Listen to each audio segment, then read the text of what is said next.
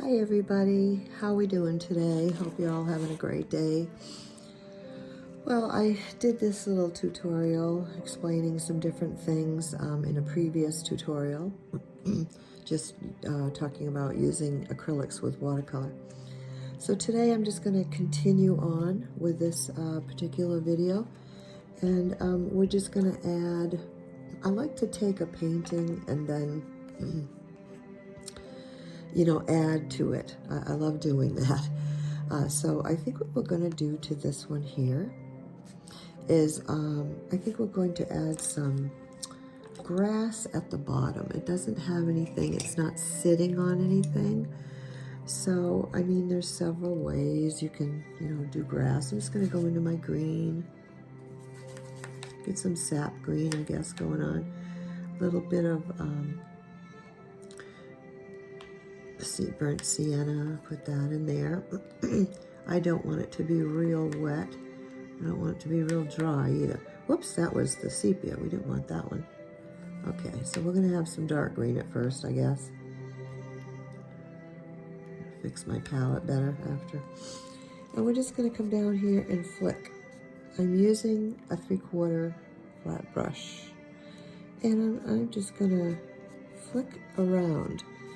And as the paint sort of dries on the brush, you see, it makes this cool effect. It's better if you flick from the bottom up. Makes a cool effect of grass. I've got some orange. Well, that ended up going into something else, but let's add those colors in there. A little red, which mixing with that color kind of, it's better to let it dry, so we'll let it dry for a couple of minutes. But you see, I've depicted, very simple, easy, super easy, grass. Just flicking it around as high as you want it. And the drier it gets, it gives you this dry brush effect, right? I'm going to take the red and come down here. We want it to dry a little more so we can get that grassy looking effect. So let's come up further from the bottom because we're going to add some sepia. As a matter of fact, we probably could let it be a kind of dry and just sort of flick some sepia in there for the bottom to be a bit darker. We can go like this. These, my tutorials are all very beginner friendly. This is just simply using the water, the paints, getting used to what a brush will do. This is a flat brush. I can come down here now that I've got that on there. I can take a smaller pointed brush, which is a 6. This is a 6. I don't want it real wet and I don't want it real dry. And I'm going to go into some, well, I don't know what kind of green that is, but I like it. and I can just kind of flick with a very tip and a very light pressure. If I go harder, I'm going to make a thick piece. If I go very light, I'm going to make a thin piece of grass. And you're wisping, you're doing this, you're from the bottom up, you're not pressing hard, it's not real defined or anything. I just don't want to bump into the camera. Add some reds. Actually go into the red and get more of a red. And just, you can make it light with watery, or you can get more pigment and darken it up. See, you want to start with light, background of some sort. You want to start that way, and then you're just going to get richer and richer in your colors as you go. Now this is a darker green, so we're gonna flick. See, we're creating layering here, depth. Now I'm going to go to my, which was part of what my other tutorial was, into my acrylic yellow. And because I like yellows to really, see, I'm going to have some brighter, well, it would be better if it was dry, so I'll wait till it's dry. It will work better. See, on there. Every so often it's drier. And I'm just gonna do a harder and still flick. I'm gonna take a bluish green, dampen it off a little bit on the towel, and add thickers. Thicker would be pressing down harder. Thin is a very wispy, light wisp, barely touching the paper. So see that? Look at that. Isn't that pretty? And you could go into some burnt sienna, which I absolutely love that color, and just sort of, you know, throw it around, wisp it around, make some thick ones, some thin ones. As it comes off your brush, it's gonna, you know, get lighter and lighter. If you want it to be dark again, you gotta go into the pigment, get some more pigment. See how we just added so much to that painting. Now what I thought I'd do to add to this as well is I think I'll do some little tulip bud-like things. I'm gonna take some of my green that I work with the paints on my palette. I just, for some reason, that's how I started doing stuff. And everyone seems to love it. I don't, you know, how'd you get that color mix? Well, I really don't spend much time. I just, I use whatever happens on my palette. It just, to me, it makes something beautiful every time. Now there's my leaves, and I'm going to use this red because I love these reds. And we're just going to take the tip of our brush, press down a bit. We want to be very careful and use the tip for the, you know, going around the leaf here. We could have started with the little bulb first, but I didn't, so that's... And we're moving it around. Take some of the water, take some paint off my brush, take out some color for highlight. You put it in the water, take it off on the paper towel, get your highlight, pull it out, do it as many times as you want. Now, I'm going to want to add some other color in there, so I'm going to add some orange. And I'm going to add some yellow because I like to harmonize the painting, and like each flower is going to have some color that I already have in my painting. This is, I just dipped it into the yellow acrylic because I love what that does within the watercolor. It's really pretty how it works. Then going back and adding and smoothing it out.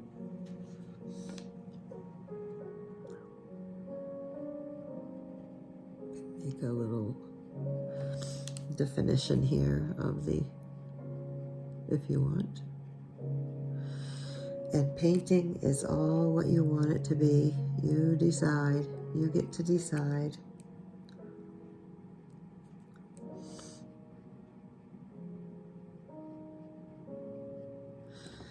So isn't that pretty? Now I can leave it like that, but I'm going to come in and just take a little bit of color out of that top area for highlight. So see how pretty that becomes. And then I'm going to change up some color to my leaves as well. And I added orange, because there's orange in my painting. Put some darker. This is watercolor, and so it's the colors move, which is the absolute magic and loveliness of watercolor. I'm going to come up here. I think I'm going to put these back in like this, and pull a little bit out there. Pull a little bit out there, and we have a very pretty little tulip bulb or flower bulb. And then what we can do here for added stuff, get your coloring, whatever color you want. I put some mauve into that, into the green. And see, you get these pretty, I've got, right now I've got greens, I've got browns, I've got yellows, I've got oranges, I've got reds, and they're all kind of mixed all together. And I'll just take it somewhere, mix it up, and you have this beautiful multi-colored whatever that you're using. Get, like, if you want, get some more green in there. Whatever, you can go back and grab some other color, add it in.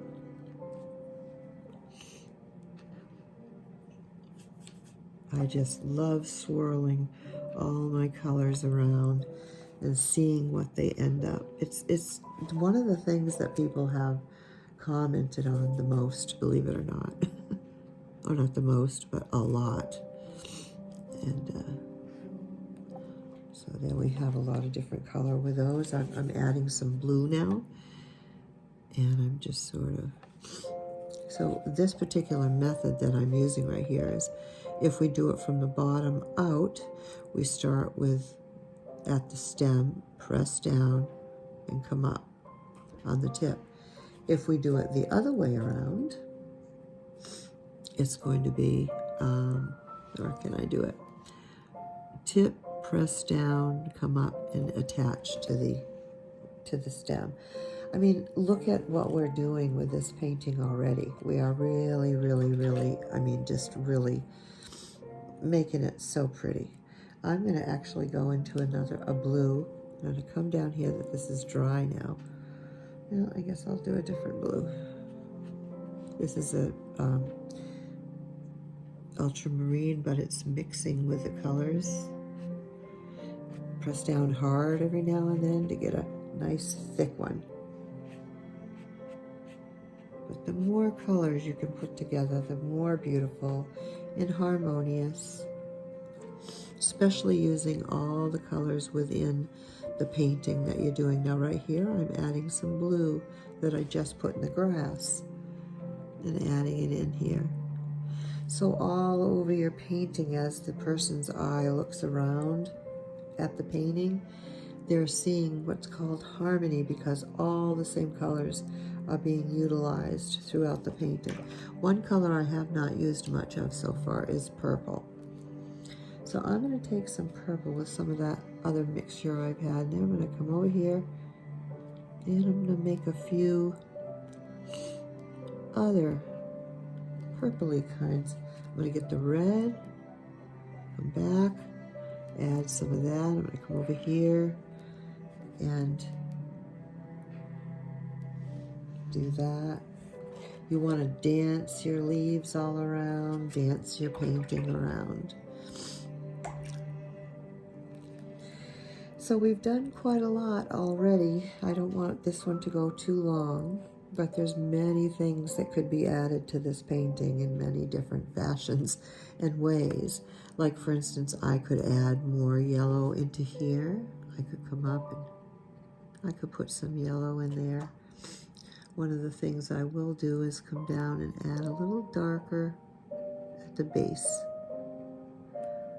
Everything's a little darker, every flower, every leaf. Soften it up a little bit. It's all a little darker at the base or where it connects. And that, you see that yellow kind of spread over into the red. How absolutely beautiful that is. And I think what I'm going to do is, I need a little more purple in there, so I'm going to come over here and I'm going to use my brush. Tip, then press down. Tip down, press down to make these cute little, I have no idea what they're called, but because I want a little more purple into this painting, I'm going to do that. Take a little color out there. We want it to have a little highlight in the places. Go to the red. That's pretty dark. So right now colors are pretty well mixed up on my palette. But these cute little flowers are always cute within a painting. Add a few more petals. And then what we'll do is we'll go to my white acrylic.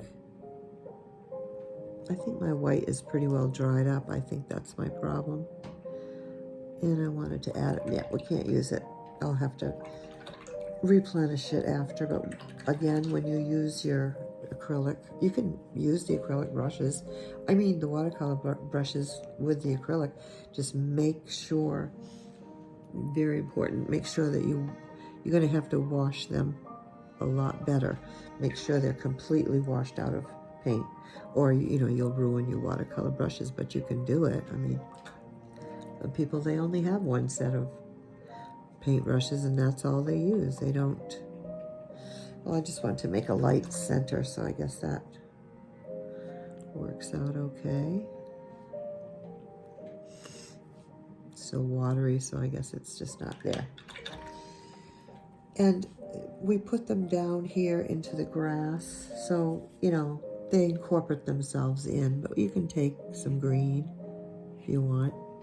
Make your stem. You don't have to, it's just not. This isn't a photograph, it's not a picture, it's a painting. So when a person looks at a painting, their eyes will do what they do. I mean, they're going to go wherever they're going to go. They're going to see whatever they see. And that's just the way our brain works, which is so wonderful. So see, we really, in a very short time, added a lot to this one little painting that started out so small and simple. And I like to keep it kind of simple, so I'm going to leave it right there.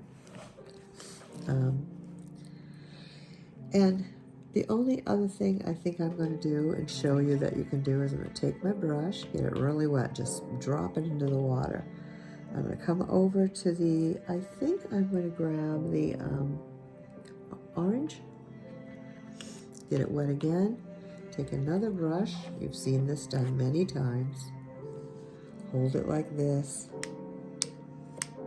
tap your brush on the paper. It needs to be good and wet. Your brush needs to be really wet. And tap it down, and you'll get these really pretty little dots all over the place. Let's go into the gamboge. They can be, the bigger the brush, the bigger the dot. I'm using a small brush. That was with that size brush. If I choose a larger brush, it's going to just make a larger dot. That's all. But all these things add a lot of neat stuff to your paintings. Also, don't forget to sign your paintings when you're done. So I hope that was fun for you all. Hope you got a few little tips out of that. Come back and see some of my other paintings and my other tutorials. I think you'll find they're fun and interesting and a little helpful in certain little ways. This is how this one came out. I really like it. Spring, coming towards spring always makes me flowery. Plus, for the month of February, I did a February floral type of thing where everything I painted was florals. So, I've still got a lot of florally type thoughts in my mind. Excuse me. I've had a cold. So, there we are. Hope you have a wonderful rest of your day. Bye for now.